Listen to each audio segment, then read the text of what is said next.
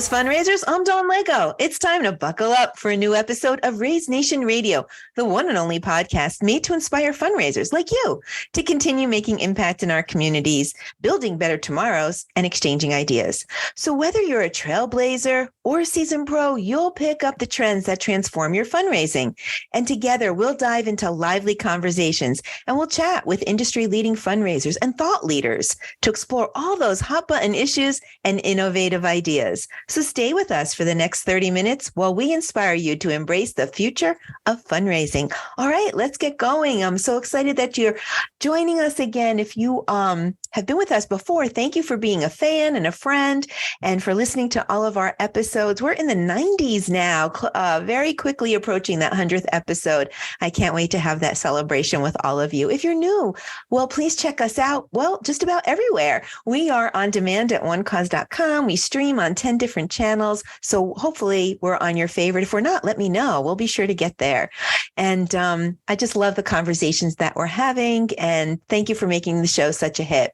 And so today's episode, I'm super excited to welcome a good friend, Jesse Lane from Branch's Missions Lab.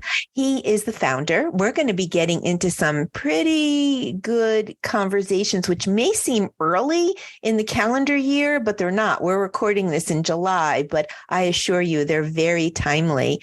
But I love Jesse's second title, and we're going to talk about that as well. He calls himself a good maker. And for the longest time, I had this really cool black water bottle that said good maker on it. That was a beautiful gift from Jesse and his team. And I've lost it. I don't know where it is. And that's not a hint to get another one. It's just, I love this whole good maker thing. So hopefully to introduce good maker himself and Branch's Missions Lab, please welcome to the show, Jesse Lane. Hi, Jesse. How are you? Hey, Dawn. I'm awesome. So glad to be here. This is going to be so fun. Oh, we're going to have a blast. But, first things first, our audience would love to get to know you. So sure. I want you to just share whatever you feel comfortable sharing about yourself, what you do in the nonprofit space, what you do at Branches. And can you talk about the whole good maker thing? Because, I love that. Sure. Yeah, I'd love to. Well, I am a husband and a dad of 3 amazing girls. I've got a 9-year-old, 8-year-old, and a 3-year-old. And so I just love being a girl dad. And we got to shout out their names. Shout out their names. Yeah. Yeah. So my oldest is Nora, and then we have Ruby, and our youngest is Mabel. So we love the old school names. Beautiful names. Okay. Thank you. Nora, Ruby, and Mabel. That's right. Yeah. Okay. Big shout out. Hi, girls. Daddy's on Raise Nation Radio. And now you are too. They'll love that. Nora will be a little embarrassed, but Ruby will be so thrilled. She'll tell all her friends. Oh, so fun.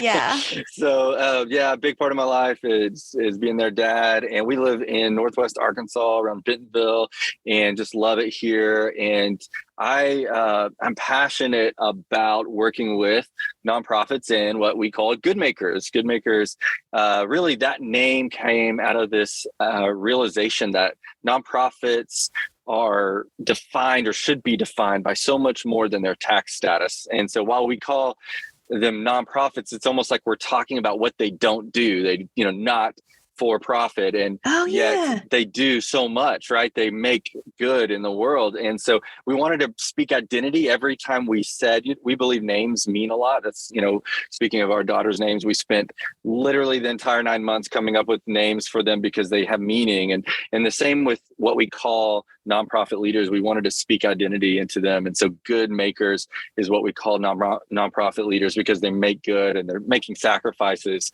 every day to create change and really, push against the status quo. And so, in fact, we have a whole brand now called goodmakerU, and it's kind of our education and training that we have launched. So that's where do we find goodmakerU? Where is that? Just goodmakeru.com. So pretty easy. Oh, you make everything. Goodmakeru.com. Okay, we'll get that in the show notes, but go ahead, finish introducing yourself. Absolutely. So this all started my personal story when I got into the nonprofit industry about 10 years ago. I was a digital marketer, and I really understood the trends in digital marketing as they were coming into play with social media and email and web optimization. But I didn't, and I wanted to do that for a purpose. And I was so excited to get to a nonprofit. And I was so passionate about this cause. And I know a lot of nonprofit leaders are so passionate. But then all of a sudden I was handed this fundraising goal. And I was like, wait, what a minute. I have to raise $1 million. How do I do that?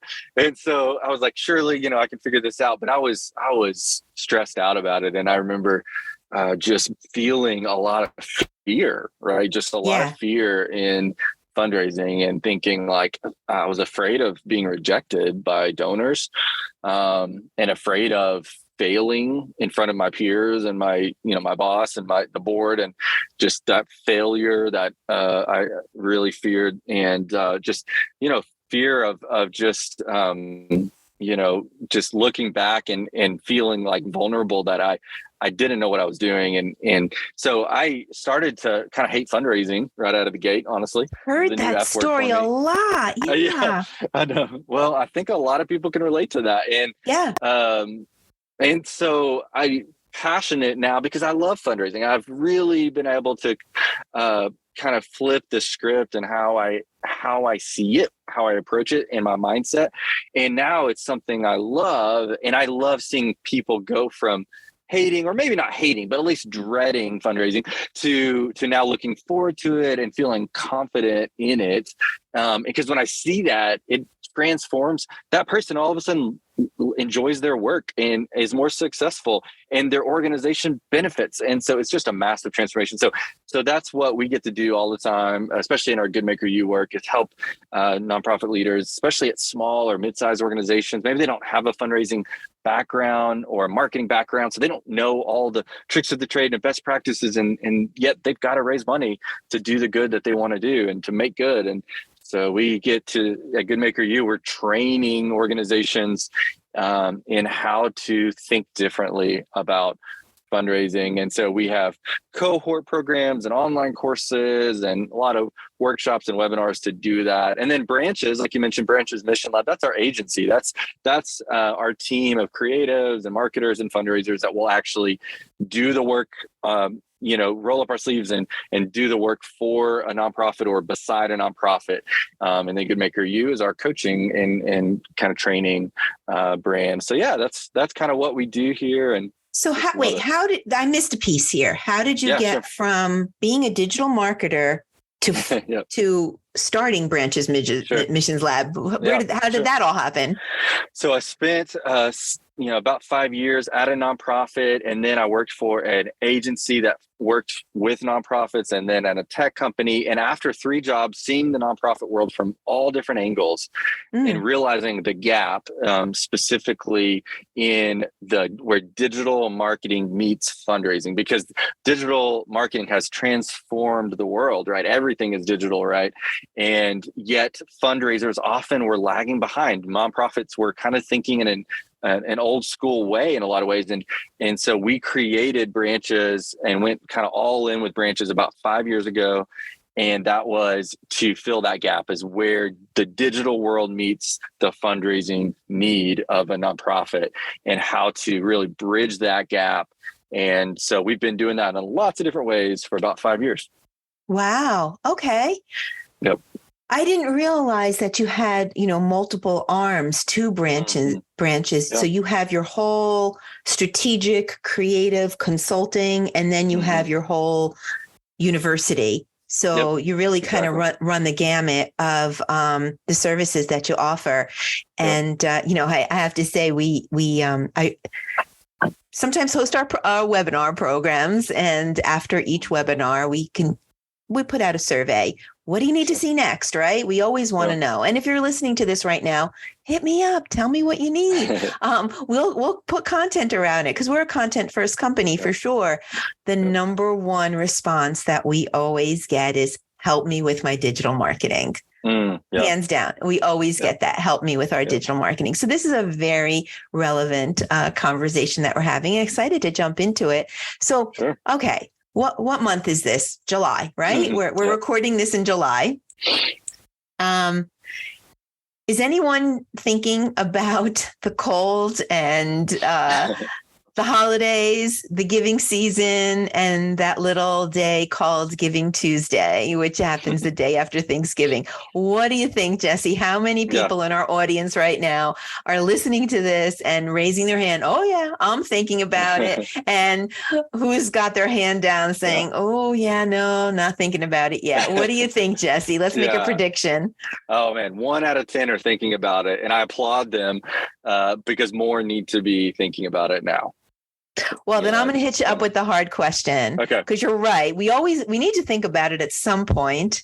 Mm-hmm. But I think the conversation is we need to be thinking about it now in July for sure, right. If not back in June. But I'm going to hit you with the hard question. This is Raise Nation Radio. We're just going to put it out there. So here we go. You ready? Mm-hmm. Should nonprofits participate in giving days like Giving Tuesday? There you go. Great question. Yeah, I think, the quick answer is I believe yes, but they only if they can, really commit and have a smart strategy and right size their campaign. So I always say, right size their effort. Like, I see some organizations just skip Giving Tuesday altogether, or maybe, they don't put any effort and then they get frustrated they didn't get much results. But I see some in the other ditch, and that is they put way too much energy and effort into Giving Tuesday and neglect maybe their end of year campaign in December. And so it's about finding that right balance and understanding that is the juice worth the squeeze kind of thing. It's like, if we're going to put all this effort into Giving Tuesday, is it worth it? And I would say absolutely should be participating in Giving Tuesday and other giving days. Like if you have a regional giving day, we're big fans of those around here. If your region of the world or your city or state has a giving day, you should consider really participating in that. But Giving Tuesday is a great way, if you're strategic, in kicking off your end of year campaign. And maybe you've already kicked off your campaign, but maybe it's a boost in your end of year campaign. It's a part of it. It's integrated into it. That's how we like to do Giving Tuesday. It's not its own campaign, because then all of a sudden, if you've got one message and one focus for Giving Tuesday, and then you have another one come December for your end of year, they're competing for each other. And people, they just finally maybe start to understand your Giving Tuesday ask, and then all of a sudden you're asking for something different in December, right on the heels of Giving Tuesday. So we like to see those as integrated campaigns. And the Giving Tuesday is, in the corporate world, often, they're like tent poles. And so there's a lot of build up and a lot of excitement. If you think about a tent and there's a pole in the middle, it's kind of a big moment and a hype moment. Giving Tuesday should be one of those, but it's still a part of a broader campaign. And then, of course, toward the very end of the year, you've got another one of those, the last few days of the year, which are some of the most generous days of the year. So that's how we would say you should participate in Giving Tuesday. So integrate it and make it part of a larger strategy, not its own necessarily siloed effort. Exactly. Yeah. All right. Well, I like that, but we can't deny the fact that it's a noisy day. There's a lot of traffic. Sure. It is, all online. There's nothing necessarily to touch and feel. Yep. And I've heard arguments both ways. It's not worth it. It is worth it. Yep. Let's deliver some insights to our audience. How does a nonprofit stand out? Yeah. Well, I think first is do what I said, integrate it into a bigger campaign. That's all immediately going to make it feel bigger than just a day. So then your donors are thinking, okay, this isn't just a splash in the pan. This is like a significant part of this organization's, needs and campaign. This isn't just a one-day thing. And they start to, if they care about what you do, they're going to start to pay more attention to, okay, Giving Tuesday is a strategic part of what they're doing. It matters. And so communicating it as a part of a bigger plan is the first step. The other things I would say is start early. And like July. Like July. Like now. Start early. Exactly. Start early in your planning, in your communication with your board and your, what we call your A team, which are those that are already involved or advocates, getting them connected and aware early on, because then on that day, if they're hearing from 5 or 6 or 10 organizations, they're already planned in their mind to participate with you. And because maybe, they kind of committed to that, or they they planned on that. So they're going to hear all the noise, but already know I'm giving to this certain organization because they've been talking to me about Giving Tuesday for a while now. And I know it's a big part of their campaign. So planning early, communicating early. And then I would also say, don't be afraid to make a personal touch. Like a lot of Giving Tuesday is online, and we're all about online. Like I said, my background's in digital marketing, and you certainly should, ramp up your digital communication. But I would say pair that with some personal touches, right? And so not being afraid to reach out with a one-on-one email or phone call or text message to the right person and say, hey, Giving Tuesday is a big part of our end of year push. It's really important to us. We'd love for you to participate. And that is going to help you stand out because everyone else is just sending a social media post or maybe some emails blast, right? But if you can make that personal touch, you're going to stand out in the craziness of that day. Now, is that what you would do at branches? If you had a nonprofit or a good maker, or as we would call them, a fearless fundraiser. You talked earlier about fear, and we understand that. I've heard so many stories about people saying that at one point they hated their job because they had that $1 million goal to raise, but so many with your help and some other wonderful thought leaders out there that have helped coach people through.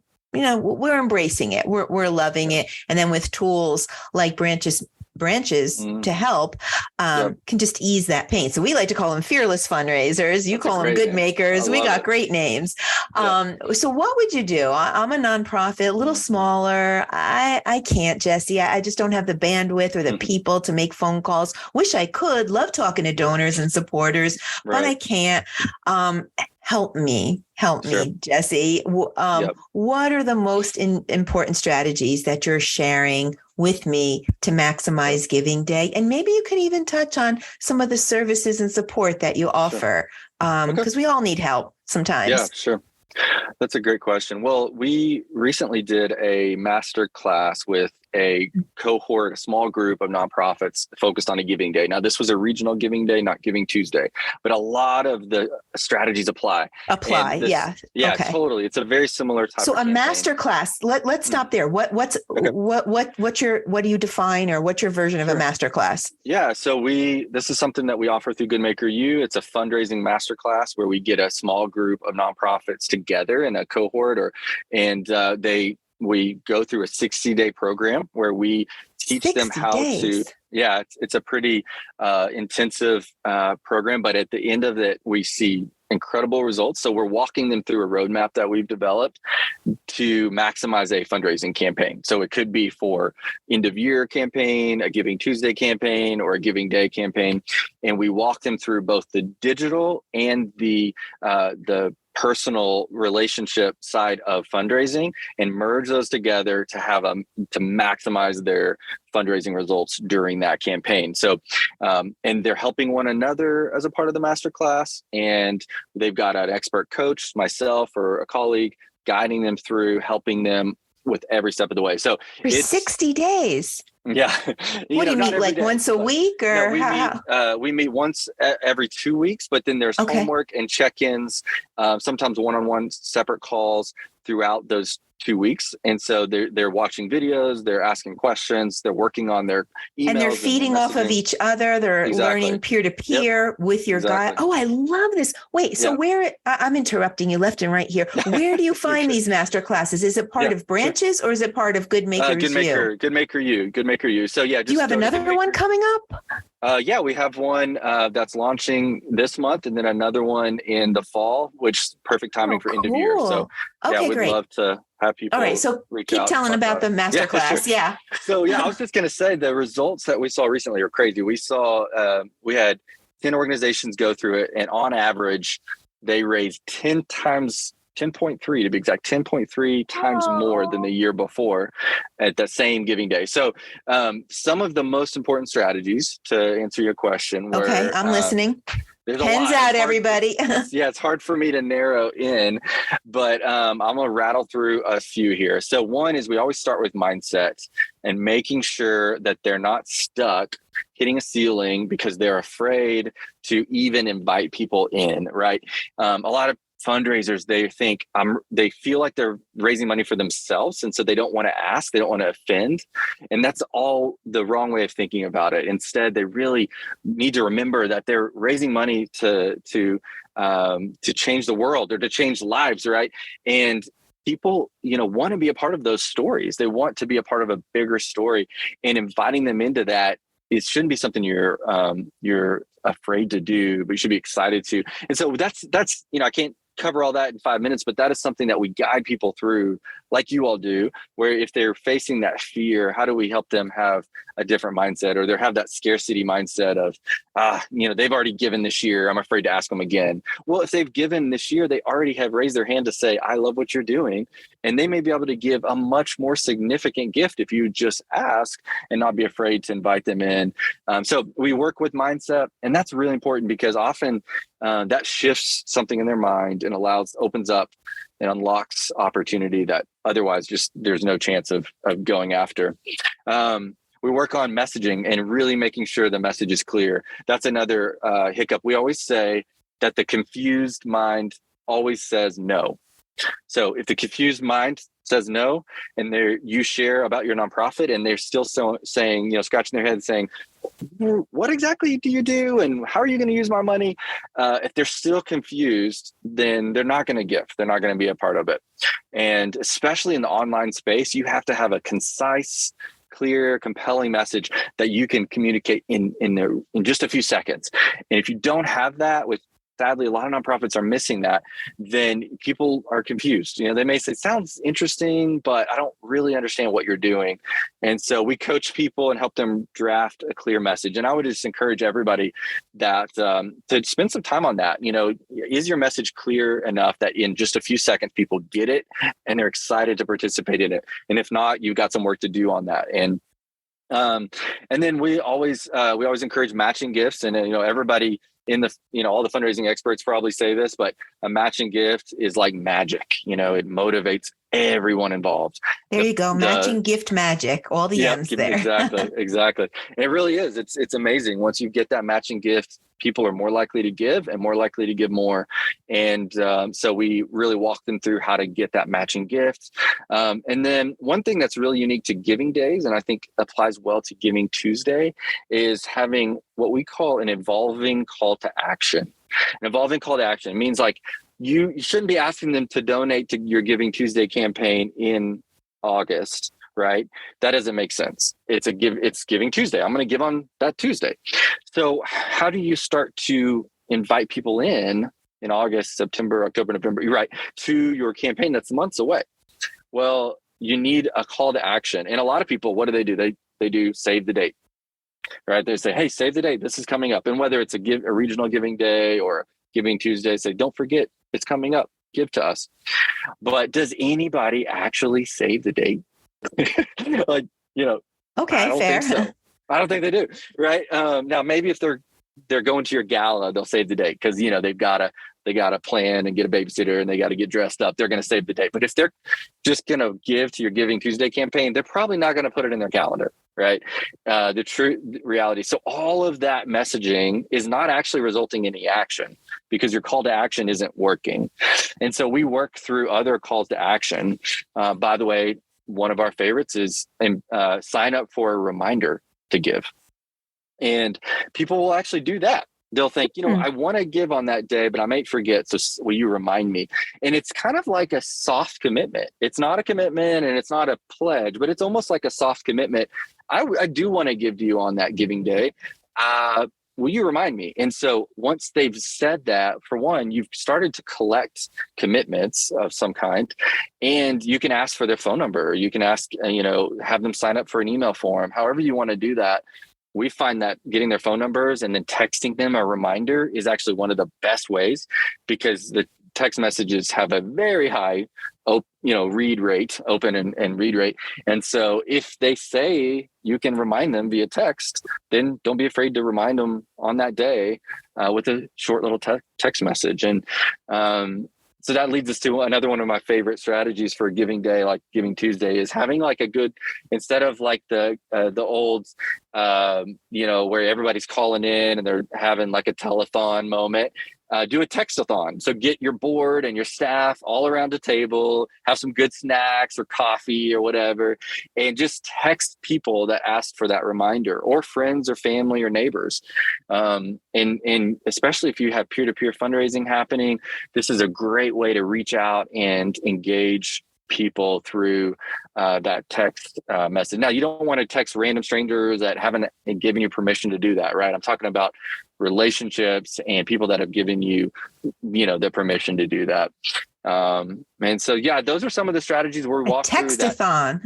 I love textathon, it. yeah. And it's fun. It's a good way to get, a lot of nonprofits, their board isn't really engaged in fundraising, and they need to be. And so oftentimes, two or three of the things I just said will change that. If you get a clear message to your board and you say, here, say this, then all of a sudden you're equipping them with exactly what they need to say. Maybe giving them a story to tell too. Like, here's a great story. Go tell this story. That's all you have to do. And then matching gifts is another way to engage your board, involving them into a matching gift makes them feel special, like they're giving something strategic. But then that textathon is a really fun way. Say, hey, come by the office for an hour. Let's all hang out together around the table. And if maybe it's virtual, but you can get together for an amount of time and say, hey, we're all going to have some fun, text some people. And that's a way for them to participate in that fundraiser that maybe they've never actually participated in before. All right, let me see if I have been a good student here of Goodmaker University. I'm going to test myself. I'm going to see. I got the mini master class going on here. So I think the first thing you said is get yourself and your team in the right mindset, right? That's what I heard. Yep. Plan early, right? Mm-hmm. Yep. Consider matching magic. Mm-hmm. Mm-hmm. Script your board, because they really are good people. And I hear all the time, my board's not engaged. Right. That might not be the case. Just give them what they need to send. They're busy people. They may come from a completely different industry and they want to help. Just give them what they need to say. So let them do that. Get your messaging succinct and concise, right? I heard that. How'd I do? Am I scoring in the A area maybe? Yeah, what do I get at Goodmaker University? You got an A, maybe an A minus because you forgot a couple things. What I forget. But yeah, I think maybe you mentioned this, but the evolving call to action, making sure That's the one, evolving, get your CTA right. That's the CTA one, right? That's right. Yeah, exactly. So I think you've got it. And, there's all right, I give myself a B plus then instead, because that's an important one. You got it. But, I think there's some other things, of course, but the things that most people already know, you should be sending emails, you should be posting on social media, creating great video content and engaging people. And we believe email is actually one of the greatest, gets we've seen. We don't just believe it. We know gets some of the greatest ROI. So send a little bit more email than maybe you're comfortable with. Don't be afraid to remind people. People need reminders, right? So maybe they know you send them an email once and they want to participate. But if you don't send them another email and another one, they're probably not going to actually take action because people need to hear things. So no one and dones. No one and dones. Yeah. So wait, I'm going to give myself extra credit. I remembered another one, the textathon. Yeah, that's right. Yeah, the textathon. Okay, so you definitely got an A. Yep. Okay. All right. I moved up. I got a little extra credit. All right. This all sounds fascinating. It's actionable. I get it all. But now I want to hear about a success story. Do you have any, Jesse? Am I putting you on the spot? Do you have one that you can share with us just to inspire? I mean, this is Raise Nation Radio. We want to inspire people. Let's hear a couple success stories. Yeah, this is a great one. So I've got a few, but I'll try to keep them short here. But so there was a nonprofit here locally that I worked with years ago, and they had this dynamic founder, and we worked together on a Giving Day campaign, and he raised $91,000. It was incredible. And so that was a success story a few years ago. And then he transitioned, he moved, and they transitioned, and he brought in a dynamic, awesome young leader who hadn't really had the fundraising experience. So she was great. She was a lot less experienced, younger. She'd been at the organization in a program role, but all of a sudden now she was executive director. And so she came in and she was trying to catch up and do things. And so she ran that same campaign last year 2022, and they raised about $10,000. So you would think, oh man, that's too bad. Well, it wasn't a high priority for them, but and she was new, and so you see that, and then she took the masterclass with us this year. So for 2023, that same Giving Day, she joined our masterclass, and she out of the gate set a goal of I think around $40,000, which would have been a huge lift, right? From 10,000 huge, 4 times. Yeah. Okay. Yeah. I'm good at math. Like, okay, yeah, you got this. And so really early on in the masterclass, first few weeks, we were talking about matching gifts, what I just talked about, and engaging your board and how to do that. And she was a little nervous, but she went out and did the homework, right? She actually went and started doing what we said. And she came back to the next class so excited. And I was like, what are you so excited about? What's going on? And she was like, I got a $50,000 match. And I was like, wait a minute, your goal is only a $50,000 match? Yeah, exactly. Yeah. So excited from one donor, wasn't even on her board. And she was like, what do I do? Like my goal is only 40,000 and I don't know what to do with this. And I was like, well, let's talk. So we made a whole plan based on that. And then, she raised her goal. I don't remember what the next goal was. I want to say it was like, 80,000 or 65, 70,000, something like that. But all that to say, throughout the giving process and the masterclass, she just kept getting more engagement from her board, more people. She was still a little nervous, like, could I hit my goal? And the Giving Day came, and they ended up raising, I think it was about, I want to say it was right at around $88,000 or $90,000, something like that. So and sweet. It was incredible. And so beat their goal, just crushed it. I think one of the raised more than really anybody else. Is a regional Giving Day. So we were so excited, but I had this little secret goal for me, and that was to beat the founder. Remember the founder? Yes. 91, right? Is 91, that what? and it was just shy of that. So shy of that. I was like secretly a little disappointed, but then she realized that there was a check sent to a wrong address. Oh my God, the story continues. Yeah. Go ahead. And so we found out like a week or two after the Giving Day that she had beat the founder, and they ended up raising a total of $98,000 for that Giving Day. So record-breaking campaign for them, beat the founder, even though she was like a rookie, fundraiser, went from $10,000 to almost $100,000 raised. And so that's why we do what we do, and it was like to see that. I'm getting excited. And it happened. Yeah. Wow. And just her confidence in fundraising, just went through the roof. And it's like, now she can go tackle the next campaign with that same confidence, and the next one and the next one. How could you not have confidence? Success. Yeah. Yeah. So love those stories. You know what? And I probably can listen to a million stories, but we're running out of time. Can you stay for one more question? I just have one more burning question. And I think our audience would love to know, what do you attribute, when you hear stories like this, what do you attribute to the success?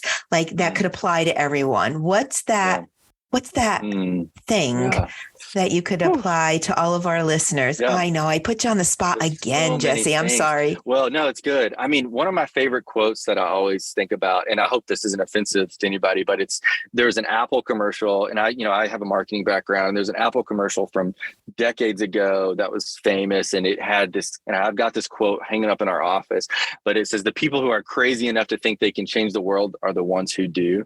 And I know that one. Love it. I love that. And I just, I would reframe that to just say, those of you who are bold enough and courageous enough to try to change the world, despite the challenges, despite you probably don't get paid what you should, despite that you don't have the team that you need, the big enough team, you don't have the budgets you need, just stick with it. The grit and the, just the determination that I see in good makers out there just blow me away. And that's why I want to be in this industry for the rest of my life, because I love working with passionate, gritty, determined people. And I would just say, stick with it. If you're having some challenges, if you're facing, a low year or month or whatnot, I would just say, stick with it, have that grit, because I believe you can change the world if you just stick with that and believe you can. And, I just love cheering on these world-changing people. That's what we do.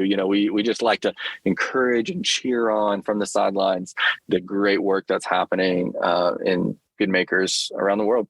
Well, I bet our audience just hearing your belief in them is making a world of difference right there, right at the onset. Meet Jesse. Know that he believes in you, that the Branches Missions Lab believes. And you're all the girls in all the little and big girls in your life must be so proud of you. It's really special. But we're so out of time. I'm so sorry. Fearless Fundraisers, that's about all we have time for today. Thank you for listening. We hope you enjoyed today's Raise Nation topic and your daily dose of fundraising inspiration.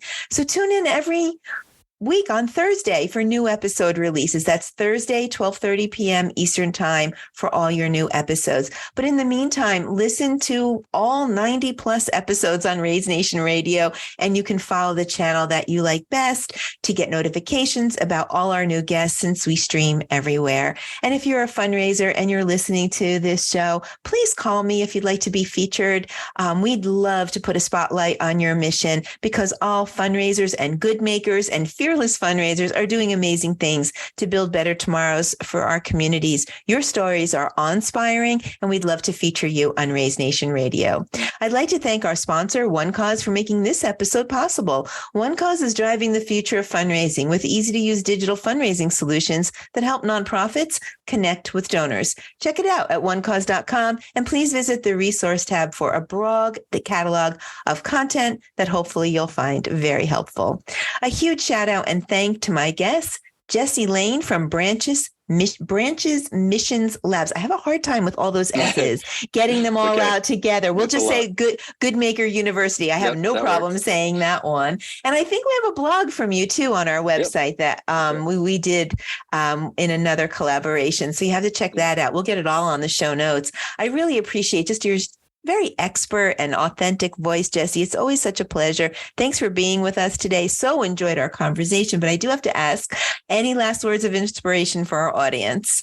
Oh, just keep making good out there, and, just stay gritty, keep after it.